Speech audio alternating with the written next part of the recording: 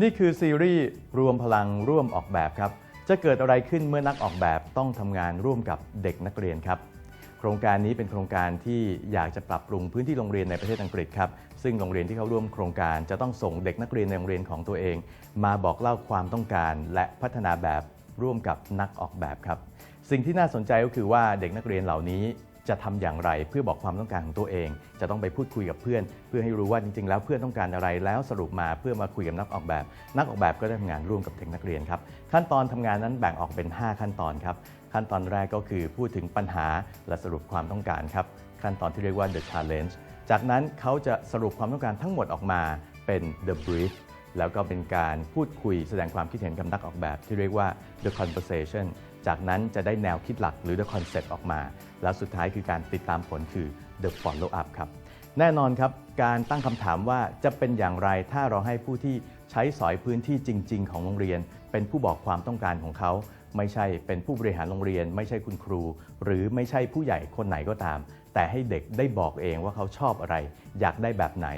และนักออกแบบครับก็ต้องมารู้ถึงความเข้าใจความต้องการของเด็กๆที่อยากจะได้เป็นการทำงานซึ่งกันและกันที่ถือว่าน่าสนใจและคงจะแปลกมากสำหรับนักออกแบบนะครับเมื่อลูกค้าหรือเจ้าของโครงการกลายเป็นเด็กนักเรียนความวุ่นวายความโกลาหลความสนุกสนานคงจะเกิดขึ้นอย่างมากมายครับนี่คือซีรีส์ที่น่าสนใจซีรีส์นี้ครับสำหรับในตอนนี้ครับเด็กเล็กๆที่โรงเรียนประถมแห่งหนึ่งในประเทศอังกฤษต้องการออกแบบล็อกเกอร์ของตัวเองขึ้นมาใหม่เพราะรู้สึกว่าตู้เก็บของเดิมนั้นมันค่อนข้างสับสนแล้วพื้นที่ก็ไม่พอเพียงนักออกแบบมาร่วมทำงานกับเด็กในโครงการนี้แต่ก่อนอื่นครับเขาต้องทำให้เด็กนั้นรู้จักวิธีการที่จะพูดคุยกับนักออกแบบรู้จักการปรึกษากันแล้วก็บอกความต้องการของตัวเองอย่างชัดเจนให้กับนักออกแบบได้ทราบรวมไปถึงให้เด็กแต่ละคนนั้นมีส่วนร่วมในการออกแบบด้วยและหลังจากที่เสร็จสิ้นโครงการนี้อย่างสวยงามนะครับเด็กหลายคนก็เกิดแรงบันดาลใจอยากจะเป็นนักออกแบบกับเขาด้วยเหมือนกันตอนนี้น่าติดตามมากเชิญเลยครับ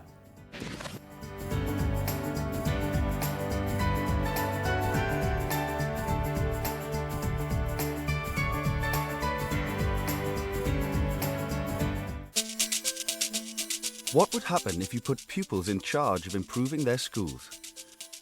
The Sorrel Foundation's Joined Up Design for Schools is an initiative that does just that.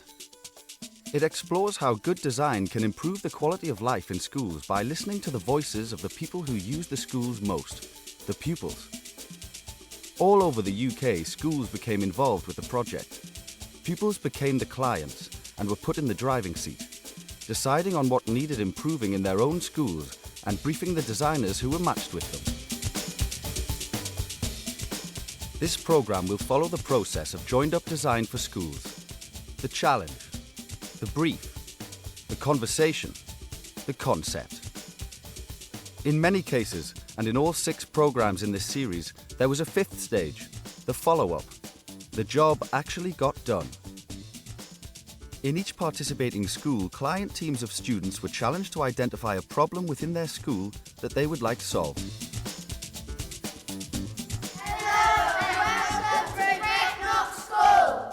Brecknock is a primary school in Camden with 400 pupils. We had nowhere to put our coats and bags, so everything lands up in a mess. We decided we wanted little lockers. The designer, William Rome, was chosen to help us with our problem. The client team presented an informal brief to William and explained how the problem affected them. The problem was that we didn't have enough storage in our school because our coats were just like in cloakrooms. But in our class, we had to put them behind our chairs and our bags in a little green box. So it was really hard for us to work and everything. The more imagination you throw at a problem, the more creative the answer can be. We just need to know what all the problems are, and then we work out an interesting way of solving them. You know, because we got them trays there, I think instead of having trays, we should have just the same unit stuff and a metal thing going from, instead of like one tray like that, a metal thing here that covers 2 trays, and without the trays in it, you have like a little locker there, and then you can put more stacks up on top of it and stuff. I mean, you could almost turn them into lockers just by making it hard for the trays to be pulled out. You could almost, if you could lock that there, click. Yep. And where are you going to put all the things that are in here? Where? In the tray? Yeah, there's lots of stuff in there already. Jam it in. Jam it in as well. They came up with their own inventive proposals, such as chairs that could be used as lockers. I designed a chair, like, underneath it there's a box and there's a key to it, and you can put the coat and bags inside it. At the heart of joined-up design for schools is the conversation between the designer and the client team. Although slightly nervous at first, the client team at Brecknock soon established a great rapport with William. We had lots of good chats, didn't we? We had some very interesting boardroom meetings, where I think a lot of the brief was a discussion really at the beginning, where we had, we talked about what was needed. We gave them all the high security stuff like thumbprints and like number locks and everything. Like, we really thought that everyone would just like start stealing everything that belonged to you. So we actually found out that it wasn't really true. It wasn't true. That wasn't so important, was it, at all? No. William and the client team explored the shape and size of the lockers and where would be the best place for them. We don't know that it's going to be in the classroom yet, and we don't know that it's going to be lockers even. On the back of your chairs here, you're gonna have these bags, leather, but 1 foot down and half a foot across, and then they like this leather bag, and then you can open it up, put your drink in like for lunchtime or playtime or anything, Put your drink in, and you can put your coat in there, and you still have room for your books and stuff. After some discussion, the client team and William decided they wanted lockers that would look like little houses. William worked with the team to explore how the lockers could be personalised. First, he took them around the streets and asked them to draw front doors.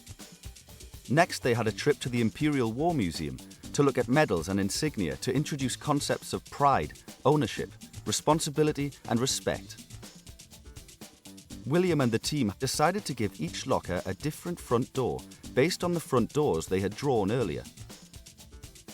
And they had a badge-making workshop, which resulted in a design concept for individual brass plaques for the front of their lockers. It's an amazing drawing of a lion in the middle of this gold medal. And it's nice getting not just their input as a client team, but also using them as the designers for quite a lot of the graphics and stuff like that. The reason why the lockers are different is so that we can think like, this is my locker. No, like everyone else has got different lockers from us. Like, mine's purple, yours is red, that one's yellow, that one's orange. William and the team came up with the final design, individual lockers with little front doors. The client team now had a design concept that responded to their challenge and fitted their brief. Taking ownership of it, they then presented it to the assembled pupils and teachers. We don't have enough room in the toilets, cloakrooms or the hallways, so we decided we'll put the lockers in our classroom. They are as small as possible, but as big as they need to be. And in that, they're pretty small, but they're big enough to put your coat, your bag, and everything that you need in your locker. So what you can see there at the end is the new metal locker, and they're all going to look like little homes. So everyone's got a little front door and a little house. These lockers are designed to be promoting respect and giving everybody a little home, a little part of the school. If you want to send messages to people, every locker will have a little box so you can send everyone messages. Nice. With the support of the DFES, the school took delivery of the new lockers in spring 2005. This is my locker here. I put my name on it so people I know it's mine, so I don't forget. And I made and put my design on it. And I put my merits in there. I put my coat in there. And if people want to, they can post cards for me or little notes. It was really exciting for the children to be involved in thinking through what the issues were for them. And I know they had a series of cardboard boxes of various sizes, and they tried putting in their PE gear, their coats, their books, their homework, and worked with William as to what would be interesting in the classroom. And we've got something that's very exciting and personal and attractive, rather than something that's just off the peg like every other school. And what impact has this whole process had on everyone involved? Working with William has given the children a lot of confidence. They've had to work together as a team. decide what their ideas were. They've learnt how to negotiate. They've learnt about being consulted. They had to learn to be very clear about what they wanted in commissioning somebody to do some work for them. They understand about the world of design, and everything we use every day has been designed by somebody. And I know some of them have told me that in secondary school now, it's their favourite subject and they're really keen on design and technology. William, that is, he taught me I can believe in myself drawing now, because I never used to believe in myself. It all used to be, let's say, I got irritated and stuff like that, and so now I just believe in myself. I can draw like that. Through the Joined Up Design for Schools experience, the pupils discover creative and life skills like problem solving, teamwork, communication and citizenship, all of which lead to confidence and self-belief. He's made everything like easier for us. And when we first met him, we were like, hi, yeah, we just want to do this, yeah. But now we just like talk about other things, and he makes us laugh, we make him laugh, we talk about other things. Now you can't shut them up. He's changed all of us. He's made us confident at drawing and stuff like that.